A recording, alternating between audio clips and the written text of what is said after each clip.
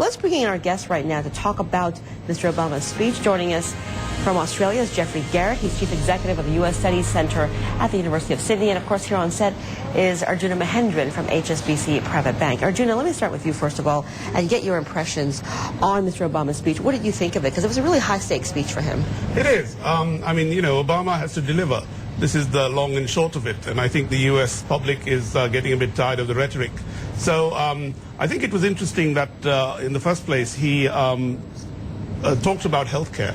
And I think he seems willing to compromise on healthcare with the Republicans. And I think that's why he made this pitch about bipartisanship, etc. And I think he's also got the message from the U.S. public that healthcare should not be the be-all and end-all of his reform program. He has to look at the broader issues of creating jobs.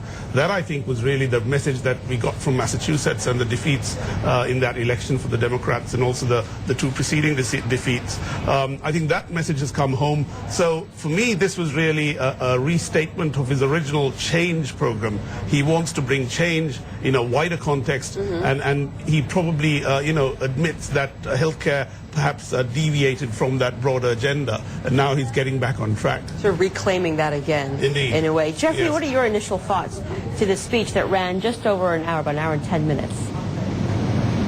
I think that's absolutely correct, that the story for Obama today was that he's still an outsider, he's still a change agent, but of course the problem is that he's ensconced in Washington. So he had very much the populist agenda that he's been signalling really since the Massachusetts election defeat a little over a week ago.